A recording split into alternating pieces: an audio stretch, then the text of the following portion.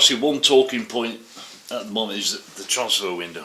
Are you happy with business with what, 10 in, 5 out? Yeah. I think, as I said, it all gears up to the deadline day. But ultimately, it's open for 31 days, the transfer window, and as I say, we've done our work in between, really. A couple of things just didn't quite come off. They'll probably come off in the future.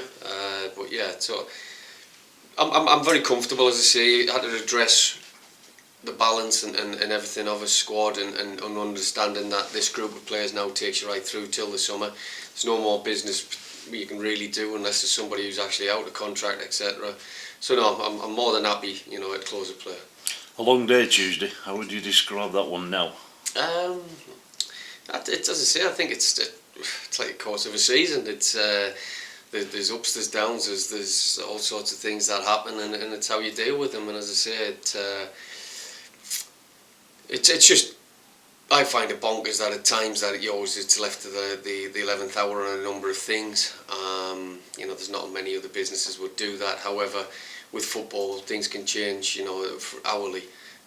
Some things happen to ourselves on Monday in respect of what can happen in the dynamics of a squad, and things happen with other people's teams over weekends, Monday, or even on the Tuesday morning training. So it's always changing, and you've got to be adaptable. But that's why I'm comfortable, as I say, having a group of players rather than as the window opened, struggling to really put a bench out, and that wouldn't have been strong enough to take us till the end of the season. There's a misconception that deadline day is the be all and end all. Yeah. It should be deadline day for me is ticking boxes, filling gaps. It should be, and it's whether it gets addressed, because it possibly will change again, because as I say, I don't know any other industry where if you were to move job, you move within time frames and things, and I think there's a little bit of an issue on this dual registration when you've played for two clubs as well. Again, it's something that'll have to be looked at, but it sometimes restricts a player in the career, because a couple of people who we identified and they played, albeit in the low reaches of some cup and then on another team or potentially on loan, it just prevents them from probably playing now till the end of the season. So that has to be looked at, but no, it's not the be all and end all, Gordon. I think you've got to always keep planning, and no sooner does this window shut, you've got to start planning for the summer one. Tom Sawers was the big shock. Was it a decent offer, plus the fact he lives down there, he's out of contract in the summer? Yeah, it's a number of reasons. You put them all in the melting pot when they become an approach, and you want Tom to stay about. He's a good player. He's been a very good player for a number of years, certainly since I've come to the football club. Someone who got us promoted, and someone who I admire as a player very much so. But it came, and it was right, and when we speak and discuss it with Tom, he felt it was right as well, and you shake his hand and move on.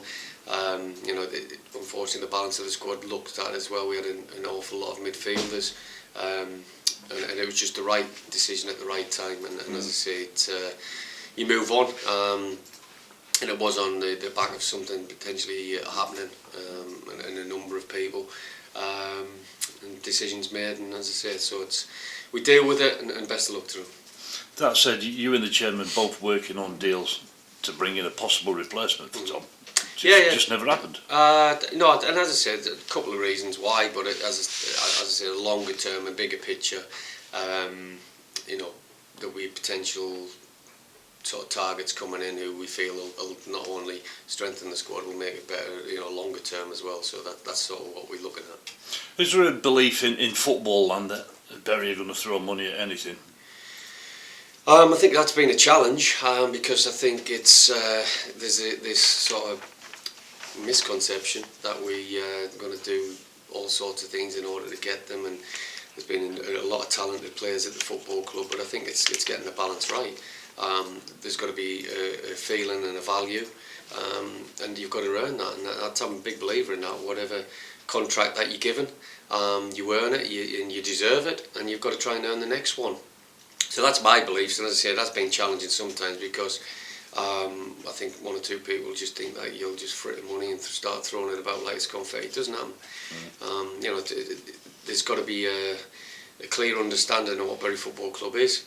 The chairman puts an awful amount of money in personally, but you've got to make sure you work within the constraints. And what we have to do as a football club is develop our own, make sure that they move on, that you get it, and you can keep on growing as a club. But you can't just have a quick fix. If you just do that, it can quickly come crashing down. And certainly with you look at the front of the season, when we've had an awful lot of people out injured.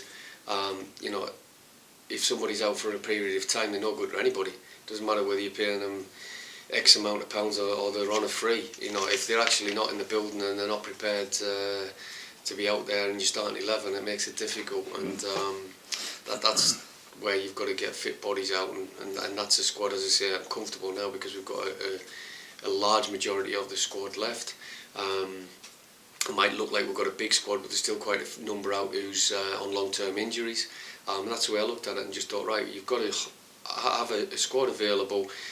We know suspension, we know injuries are going to happen, and I just think now the squad will deal with that.